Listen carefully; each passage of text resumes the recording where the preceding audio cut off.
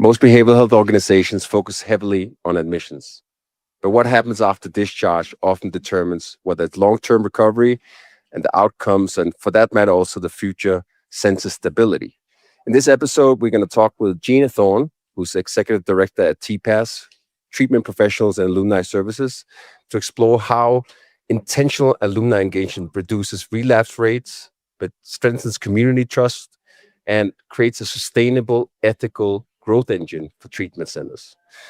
This conversation bridges clinical outcomes with community building, business stability, growth, and showing why alumni programs, in my opinion, and I know our guest as well, is no longer a nice to have, but a mission critical element.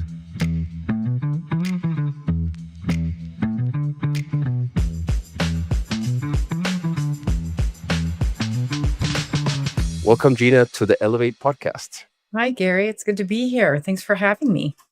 Absolutely. Been waiting for this conversation eagerly. I know we're both very passionate about this topic. So would love if you could maybe just tell our audience a little bit about TPAS, the organization, your objectives, etc. Well, it's one of my favorite things to talk about. I have been affiliated with TPAS, which actually stands for Treatment Professionals and Alumni Services. Very excited to say that we're celebrating our 15-year anniversary this year. And I actually had the opportunity to interview the two founding members of TPAS this last week to talk about the origin story of how TPAS came to be. And what's really exciting is that TPAS was born from a place of curiosity. There was a alumni professional who was working for a program in Colorado. She was appointed into the position, which most alumni coordinators are. She had no idea how to build an alumni program, which most alumni coordinators don't. And so she started making phone calls. She started calling sort of the go-to programs in the industry that were doing alumni, like Betty Ford and Hazelden at the time, and Caron Treatment Center, and some of these other bigger organizations, to inquire about what does an alumni program look like. And through her curiosity, she was connected with Leonard Bade, who was directly responsible in working with Betty Ford, who charged him and a handful of other alumni coordinators to go out and build relationships with alumni. And so Lori, who was the alumni coordinator who was sort of looking for answers, and Leonard both came together and said, we should probably bring people together to start talking about this idea of collaboration and engagement. And so 15 years ago, we had our first, what we call collaborative. It was an opportunity to bring alumni professionals together to talk about the issues and challenges that they have, but then also utilize them as teachers to address how to do the job, how to make it work. Right. So we became teachers and learners in a space that's often considered to be, in many ways, very competitive. And so our goal was to find a way to help support each other and to learn from each other so that we could grow robust alumni programs. And so 15 years later, we have over 110 organizations within the behavioral health space that represent over 190 alumni professionals who are all tasked with growing and building alumni programs for their treatment facilities. Fantastic. Thanks for the overview. And furthermore, thank you for the great work you're doing. I mean, I'm obviously preaching to the choir in terms of the significance of having a strong alumni program for the individual care purpose and the outcomes. And I think that's a good segue to, when I speak with facility executives, we look at it very much we're a growth engine for the facilities, and unexploited opportunities, typically the alumni. But I always say it's not just as a way to get readmissions or referrals and increase engagement. It's also a way to just maybe align it with the future of the industry, which I believe would be very outcome focused and secure that people have the highest probability of sustaining the recovery. So with all that said, what do you see as the common pitfalls, mistakes that treatment facilities do when you engage with them first and assess their alumni program? So it's interesting because alumni programming back in the day was always seen as an ancillary support to treatment. It was never designed, or at least initially it wasn't designed as a vital part of the recovery journey. Many facilities looked at it as this is a nice thing to do. We can keep our alumni connected to us, but really, does it have any kind of power in regards to either a financial value or in many cases, just a long-term outcome recovery value? And so over time, what we've been able to do at TPAS is we've been able to do a significant number of studies with our alumni professionals to learn from them about the impact that they're experiencing, both from a business case standpoint, but then also from a standpoint of how are these folks doing after they leave treatment. And I know now that the longer someone stays in the pipeline, the longer that they're more engaged in treatment or a heart continuum of care, the higher probability of them staying well and staying in sobriety. And so the alumni concept is really built around this idea of shared community, making sure that we're building support systems, that we're offering resources and tools. And many times what we find is that when you talk to our treatment providers, they think in good faith we should start an alumni program, but what we see is often they don't know what to do. They don't know what the starting point looks like. So that hire somebody into an alumni position, and that individual will do really well, but not have the bones of how to build an alumni program. So what we have had to do as an organization is to help create an infrastructure to support alumni professionals and their organizations in doing their right. And back to that conversation around outcomes, what we learned was that if we can keep a client well and they're doing well in their recovery journey through the events host or the support groups that we offer or the telephonic support that we're offering to them, then that ultimately contributes to the treatment center's outcome data. And that also allows them to go back and to renegotiate rates with their third-party payers to say, look, my people are doing really well. They're fostering good recovery. We've built out this really robust alumni program where they're staying engaged, staying sober longer. And third-party insurances look at that and say, well, if you're not seeing high recidivism and your folks are staying well, we should give you a higher reimbursement rate per day. And so that piece of it is really compelling. The second that's really compelling for a lot of business owners is the cost per admission.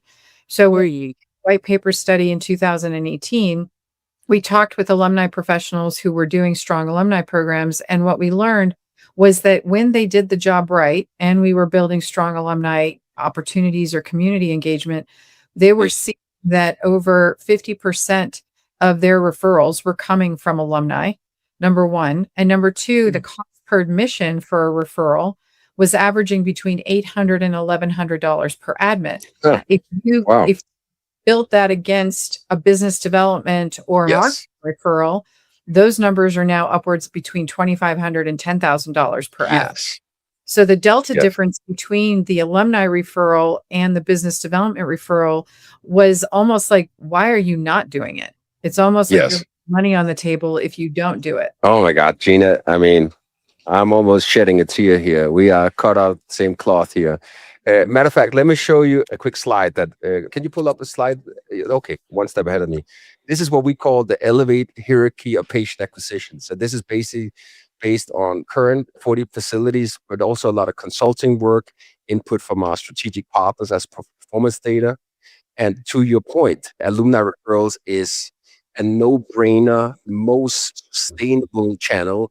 The most successful facilities, depending on the bed count, will have that upwards 50% of, and very often it's 5 to 10%, frankly. And that's, I think, where it's really important to understand the metrics, what's driving the census, having tracking attribution in place. And if you're not in that high end of 50, write it down, contact Gina right after this call, because not only is it ethically best for your patients and the outcomes and the future negotiations with the insurance providers, but it also is very profitable. And it complements well with local SEO, business development. And I always say, like, when people run ads, that's really the last portion of your marketing strategy.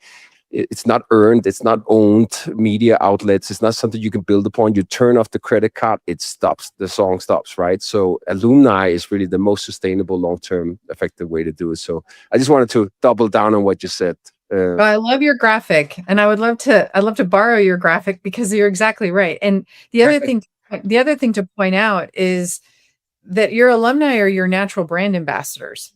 So when you Oh, talk to outreach professionals who have to go and open new markets, or if they have to establish relationships with new referral partners that can take sometimes months to get their trust, mm, when you have an alumni that has walked the walk of your program and is walking and talking about the success of what they experienced, they're going to yes. be your natural brand ambassadors. And that's one of the primary reasons why your admissions from alumni are so low, is that you're not having to put big dollars against it because they're going to talk organically about your program anyway. Some people, they're like the billboards for your brand. And so Yeah. we are cultivating them and their relationship piece as it Yeah. relates to what they need after they leave treatment.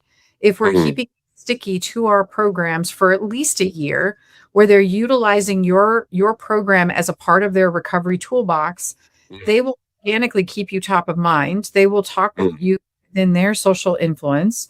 And at the end of the day, if they get sick or they need extra help, or if they've got mm. members of their community that do, they're the first person you're going to call. So it almost seems negligent for us not to be taking care of our alumni, um, almost as much as we take care of our referral partners. Yeah. Yeah, I mean, we even go to the extreme here to Elevate, where we have like when initially the backstory is I went from a large agency to launching a Mount facility and then pivoted into we do these like white label planners. So in the last pages, there's like a QR code, so alumni can they get connected with the app. I know you have that as a channel, but Yes. they can also leave a review for that matter because it is the best ambassadors to your point, but it also influences the search algorithm. And Google looks at it: is this an entity that has the expertise, experience, authority, trust from the patients? They look at it as like consumers. Like we go to Amazon and do a shop, we always look at the Sure. reviews. So Yep. I agree with you wholeheartedly. What about you? You mentioned like what does a good alumni program look like? There's different. Mm. If you were to say, give me shorten it down because I know that's a lot to unpack, but like the top Mm. 5 ingredients or top 10 in the alumni Mhm. successful framework.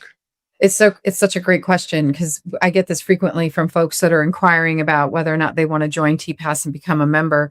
Mm, Will you make our program successful? And success is actually very individualized based on the nature of the program that you run. So under the umbrella of what we offer, obviously we work with any behavioral health organization. So it can be a mental health facility, eating disorder, it can be a SUD, of course. That's how we kind of cut our teeth in the early days. We look at alumni programming as being responsive to the culture of what you're creating. So it could very well, I always say, once you see one alumni program, you see one alumni program because they're all going to be mm, different. But what we try to do is we try to focus on some core areas. So the first area that we really want to focus on is obviously community engagement. We believe very strongly people stay well in community. We know this for a fact. That's been proven time and time again in the data, that if we're building strong recovery communities, people will connect with those and they'll stay in those communities. So how do we foster a strong recovery community? It could be everything from offering support groups post treatment for your alumni to doing sober fun activities. There's a great organization that I work with where they call their sober fun activities FIRE, fun and recovery events. And so every month, the alumni professional is required to do one FIRE event, host at least 3 sober support groups, and then you also have education. You have opportunities to offer a back to basics training, or you might want to offer coaching sessions with your alumni. And so when you look at the nature of alumni, it's not just about offering bowling or going out to sober sports events, because yes, those are very important. You've got alumni never done fun things in recovery and they're super anxious about how do I have fun in sobriety. So when you build an incubator like an alumni community where they can actually practice those skills in recovery, it reaffirms their ability to stay sober and learn how to do sobriety without feeling like they need to be in a social situation that could cause them to relapse. mm, So we look at success as engagement. How engaged is your alumni in your events? mm, How engaged are they in picking up the phone when you're calling and talking to them and checking in and seeing how they're doing? Um, are they providing you with feedback? We talk briefly about Google reviews and, testimonials. When we talk about marketing, when you get an alumni that's over a year sober or doing really well, would they be willing to share their story? Would they be willing to be the face of your program and talking about the amazing impact that your program has made? So when you your alumni that are choosing to give back, are choosing to make referrals, that are Mm. showing up for your events. Oof, so That's what powerful. it looks like. Yeah. And from a marketing standpoint, just to, reinforce that that can sometimes do a marginal, a couple percentage increase in commercial rates once we incorporate that into landing page, homepage, ad Mhm. copy, assets, etc. So that's Mhm. big. And I think it's very interesting when you say the engagement rate. If I'm an executive for facility, what should I benchmark as a good engagement rate? It's a great question. I can tell you that if you are running a facility that's at least 5 to 10 years old, your referral engagement, as far as people sending clients to you, whether it's a readmit or it's a new referral coming from an alumni, that it should, your numbers for alumni referrals should sit anywhere between 20 to 25% as a start. Ultimately, you want to get your referral benchmarks up to about 45 to 50%, and those programs are usually the ones that have been around for ages. And Yeah. I know a few that have like even documented that 60% of their referrals monthly or month over month come from their alumni. So, Yeah. so from an engagement standpoint, if you're seeing that more and more of your referrals are coming from your alumni, then you're definitely doing a good job staying connected. We look at any touch point or any response that your alumni are having. Are they picking up the phone? And there are amazing apps that are out there now that people are using to help create efficiency in follow up with your alumni. So you can Yeah. track that data much better with real time information versus just making a phone call and hoping that they'll pick up. Mm. So there's apps out there that actually are able to help you connect with your alumni in a more efficient way so that you can Mhm. track those outcomes better. Um, Yeah. I would say if I'm talking to a CEO and they're wondering whether or not does it make sense for me to start an alumni program, ultimately what you want to look at is your referral numbers for admissions, how many of Mhm. them are making referrals or needing to come back into your program. And then from an engagement standpoint, if you're hosting even one or two events, if you're seeing at least a minimum of 10 or 15 people showing up for your events, then you know that there's a need there. There's people that are Mm. interested either in Yeah. in-person events or virtual events. Yeah. That makes sense. That's an interesting. I'm already thinking formulas, etc., in terms of a percentage, a certain target KPI of your discharge patients or alumni, in terms of them referring other patients as a quality metrics. I always tell my team, people come back and expand budgets or increase, recommend. That's the biggest indicator of success, client satisfaction. In our case, this B2B, but I think even equally important when it comes to alumni and a consumer-based focus here. I'm curious to understand a little bit, like, we 360-degree patient acquisition optimization, so to speak. So it starts, before, at the branding, to the strategy, to the marketing, to the systems, to the patient discharge process, and all with the myriad of different apps and systems and EHR and CRM and VOB billing software, sometimes difficult and sometimes data can get siloed. I had a very interesting conversation with an executive of a large multi-location brand, and he was, we had success with adopting the alumni process already at like the initial stage to get them engaged with the app. In this case, it was a Salesforce instance we integrated with the health application, but whichever application can do the job. Is that also your recommendation to initiate that journey already, like in the initial stages of the, for instance, residential treatment? Absolutely. I think that we need to be treating every client that walks in the door within the first 24 hours as an alumni of our program. There you go. And that means that we need to be cultivating those relationships with them early on. We have had cases where programs would have alumni come and sit in detox with the clients while they were detoxing to Wow. introduce them to what life would look like after they left, to help them stay in detox when we know that detox is one of the highest levels of AMA rates. How Yeah. do we help retain alumni, or how do we help retain our clients, is by bringing alumni in who have been there, who can sit with them and talk with them and let them know, like, hey, look, I've been where you are. I know how hard this is. So we try to create, I would say, touch points, if you will, Mm. Mm. with our alumni, meeting with clients while they're in program. We also really encourage our alumni coordinators to have space in the treatment schedule so that they can be doing a 1 hour recovery coaching session with treatment with clients that are in program, not just teaching them about the alumni program itself, but also what does recovery look like after they leave? What are, we have courses that we've created. We have workshops that we foster and offer for our members that give them a place where they can say, okay, I'm going to teach this week on the difference between my addiction culture versus my recovery culture. What's going to look different for me when I leave? So the moment a client steps into your program, I would even argue before they do, you could even utilize your alumni to help you with families trying to make the decision to get to your program. If you have a strong alumni program, you can invite your alumni to be a part of a phone tree, to call and follow up with potential family members and talk about the program, what they went through. We've had cases where we've used alumni in that situation. And then making sure that your tech stack from the moment that they arrive, whether it's through a HubSpot or a Salesforce, that we're capturing that information on the first call. It's being pushed into the EMR when they arrive. And then on discharge, that they're either part of a post-discharge process and or they get immediately pushed into a technology app that's designed exclusively for alumni to stay connected with them after they leave. So yes, I do agree with you that we need to have those touch points from the very beginning, because they can learn a lot behaviorally about our alumni and what's working for them, especially if they relapse and they need additional support. Yes. Really just want to reinforce what you said there. I mean, so powerful to have an ambassador representing at the stage of detox where there's high AMA rates, to your point, and giving that aspiring hope or support that, listen, this is completely normal what you're undergoing and what to expect as the next steps, and just, cultivate hope, so to speak.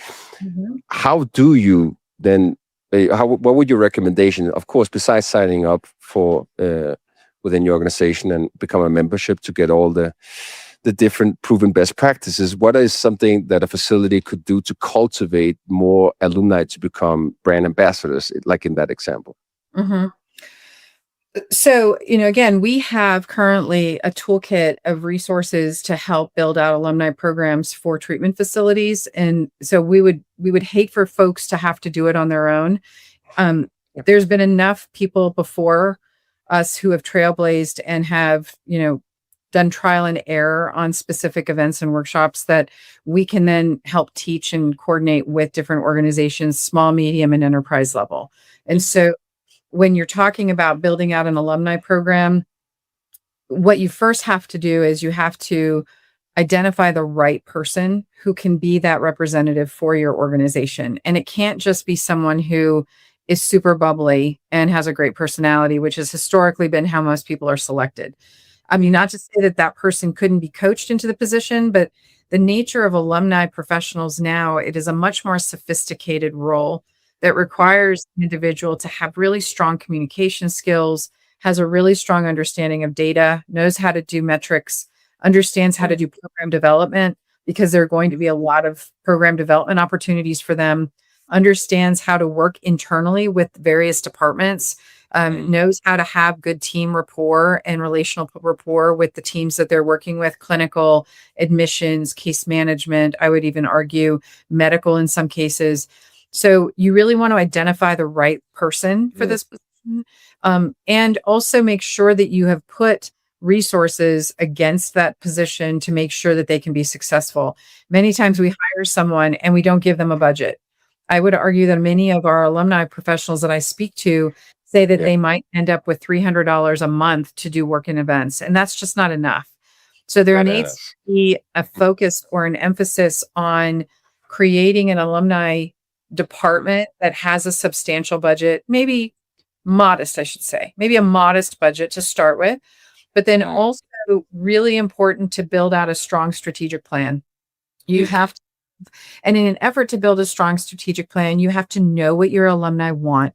And so one of the things that we spend a lot of time on with our alumni professionals is we do surveys. We've crafted pre-made surveys that they can send out to their alumni, asking for feedback on what they want, and then looking at the data from that, looking at the data from their internal teams. We ask them to sit down with their team members to talk about, what does an alumni program look like for our organization, getting Mhm. clarity, leadership, all of that data is then coalesced that allows us then to start building on a strategy document with, again, a budget that can help them be successful. Yeah. Wow. A lot to unpack there. I mean, I think I'm not going to even remember the 5 questions I have now. I think just starting off with, like, when I speak with the alumni coordinators for facilities or the executives, it's kind of like, okay, this is an alumni that discharged and we like it. It's a bubbly personality, to your point, and then they get thrown into it with no budget. And you're talking about creating an ideal employee profile. What do they look like? What's the attributes? Do they have an analytical approach to a business impact, and also can they resonate with alumni? How do they control the narrative, events, etc.? But then furthermore, you are allocating a budget to it. I think that's interesting. On our end, we have, like, we call it a growth ROI calculator. And when you look at the budgets that people put into, they're not shy of dropping $100,000 on a Google Ads campaign, but they're doing some, like, basic rudimentary event. And when you start looking at the readmissions rate, the referral rates, and then the cost per acquisition related to that, it's not even rational. And I think the key element is, like, to your point, get them in the system, no siloed data, and then look at it. How do you optimize, not just for better outcomes, but also especially your business as a result of that? So, okay, so there's a lot there. I'm an executive and I'm looking, I don't even know my metrics first and foremost. Like, I contact Gina now. What is the typical, like, if you could explain me, here's what's going to happen normally. Obviously, everything is individualized, but over the next 30, 60 days, what could I expect? So once you're onboarded into TPAS, and again, we're a nonprofit membership organization. So we work exclusively with behavioral health organizations and alumni coordinators. So I say we have 2 types of avatars. We have the macro avatar, which is the organization, and then we have the micro avatar, which is the individual. So once the treatment center joins as a member, we then immediately schedule an onboarding call with the coordinator or anyone else in the organization that wants to be a part of it. And so our first thing is we do a due diligence assessment. We assess, what are they currently doing? Do they have a program right now?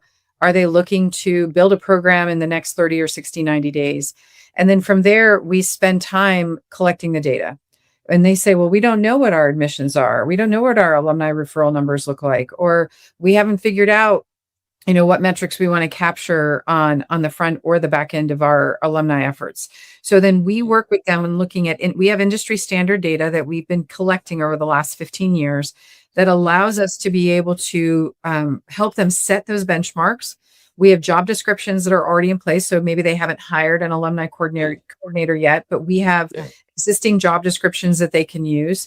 We have white label templates that they could use for strategic planning. Nice. And then we spend the first through one-on-one coaching. So we do one-on-one coaching sessions with our members whenever they want to.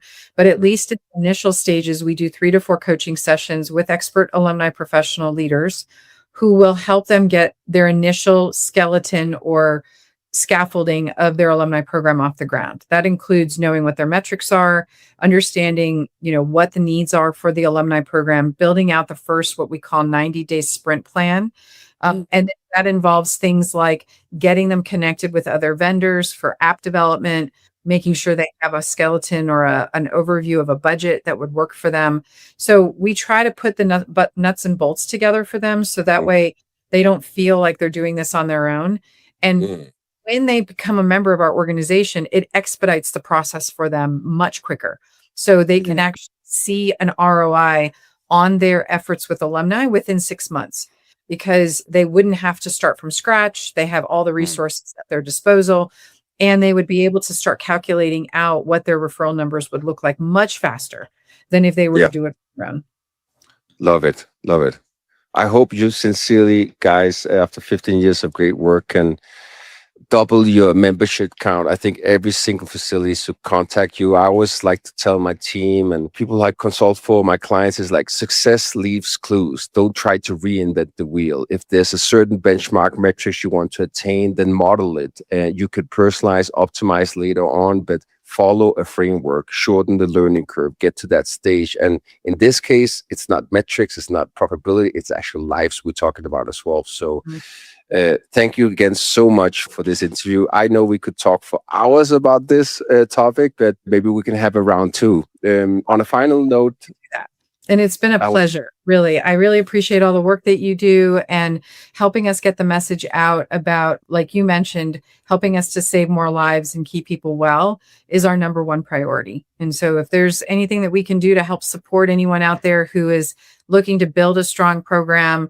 who feels a little lost in this journey, feel free to reach out to us. We're happy and ready to be there for you. Fantastic. Well, what is the best way to get in contact with you guys? So right now, the easiest, best way to get in contact is at tpas.org. All of our information is on our website. I am the executive director for TPAS, and we have a very active board that works with us. And then we also have individuals that are working with us in a voluntary capacity in some of our subcommittee work that we do. So when you join, if you're interested in being involved at a larger scale, at a national scale, in working with alumni services, we can certainly get you connected. But we would encourage you to visit us at www.tpas.org and reach out to me online at gina@tpasrecovery.org. And I'm happy to follow up with you to talk more about this amazing organization. Phenomenal. Thank you so much, Gina. And to everybody who's listening, I can personally endorse this is a no-brainer ROI guarantee. If you do it the right way, it will impact. So encourage you and thank you again so much, Gina. Thank you, Gary. We'll be into contact soon. Okay. Thanks.